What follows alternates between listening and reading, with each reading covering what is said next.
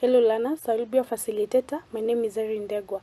Introduction to the course. The course is going to be pattern and clothing construction. A course on pattern construction and clothing construction typically provides students with the fundamental knowledge and practical skills necessary to create patterns and to construct garments. Pattern construction and clothing constructions are essential components on fashion design and garment production. This course provides students with a comprehensive understanding of the principles, techniques, and the processes involved in creating patterns and assembling garments. The main course objectives are 1. To introduce students to the principles of pattern making, including measurements, drafting, and manipulation of pattern pieces. 2. To familiarize students with the various tools, materials, and equipment used in the pattern making and clothing construction. 3. To develop students' ability to interpret and use basic pattern drafting techniques to create custom-fitting patterns for the garments. 4. To teach students the technique of transferring patterns onto fabric and cutting fabric accurately. 5. To instruct students in the construction of different types of garments, including tops, bottom, dresses, and outerwears. For the course requirements, the pattern construction tools required are the pattern papers, pattern drafting rulers and curves, French curves, the L-square ruler, the pattern notcher, the tracing wheel, the pattern weights, the tape measure, pencil, pens, and marking tools, and clear tape.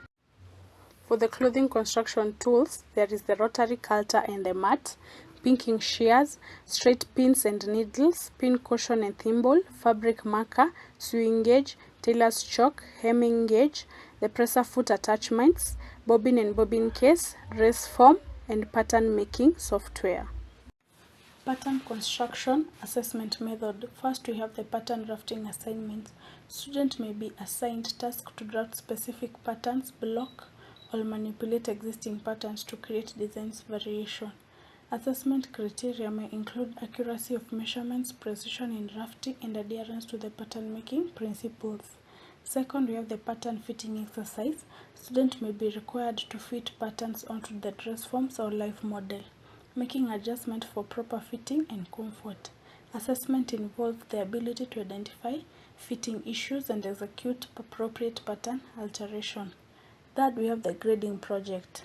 Grading exercise involves scaling patterns up or down to create different sizes. Assessment criteria may include accuracy of grading, understanding of grading rules, and consistent across the size range.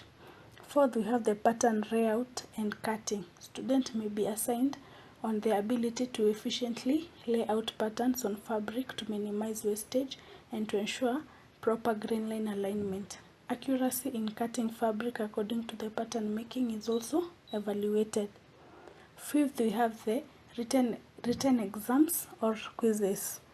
Assessment may include written text to evaluate students' understanding of pattern making terminologies, principles, and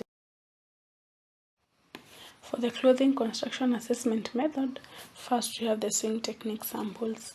Students create samples demonstrating specific sewing techniques such as seams and hems.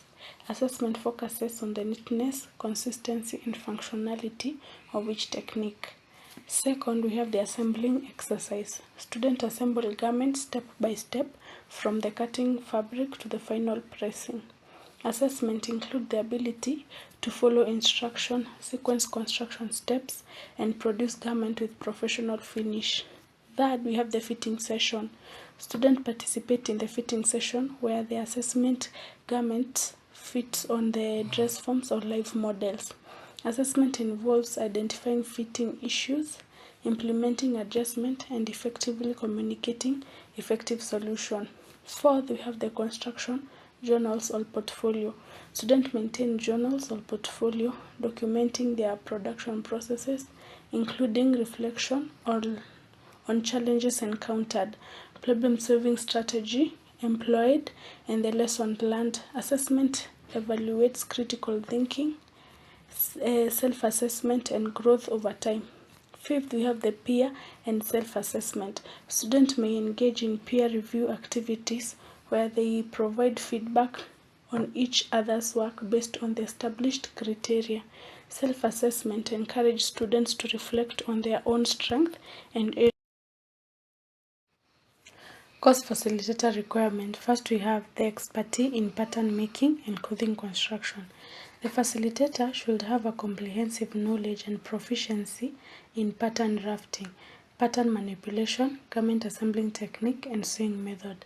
This expertise enables them to effectively teach and demonstrate various aspects of pattern and clothing construction. Second, we have the industrial experience. Practical experience in the fashion industry, garment production, or related field provide valuable insights in the industry standard, best practice, and the emerging trends. Facilitator with industrial experience can offer real-world perspective and practical advices to students. Third, we have the familiarity with tools and equipment. A facilitator should be well versed in the use of pattern drafting tools, sewing machine, seats, and other equipments essential for pattern and clothing construction. They should be able to demonstrate proper usage, maintenance, and troubleshooting techniques for various tools. Course facilitator requirements. Fourth, we have the pedagogical skills. Effective teaching requires the ability to communicate complex context clearly, facilitate hands-on learning experience, and provide constructive feedback to students. A facilitator should possess strong interpersonal skills, patience, and the ability to adapt teaching methods and accommodate diverse learning styles and abilities. Fifth, we have the creative and design sensibility. A solid understanding of design principles, garment aesthetic, and fashion trends enhances the facilitator ability to guide students in creating innovative designs and executing creative ideas in their projects. Sixth, we have the problem-solving abilities. Pattern and clothing construction often involves problem-solving challenges related to fit, construction techniques, and material limitation. A facilitator should adapt to troubleshooting issues, exploring alternative solutions to guide students through the problem-solving process. Seventh, we have the continuous learning and professional development. Fashion industry is dynamic with the new technology, techniques, and the trend emerging regularly. A facilitator should stay adapted to the industry development, attend professional development workshop, and engage in lifelong learning to enhance their knowledge. And for the course facilitator portfolio, I will be the facilitator in this course. My name is Irene Ndegwa. Qualification: Diploma in Fashion Design and Garment Making, Diploma in Technical Training in Fashion Design and Garment Making. Skills that I'm equipped with is pattern and clothing construction skills. Thank you. Hope you enjoy taking up the course.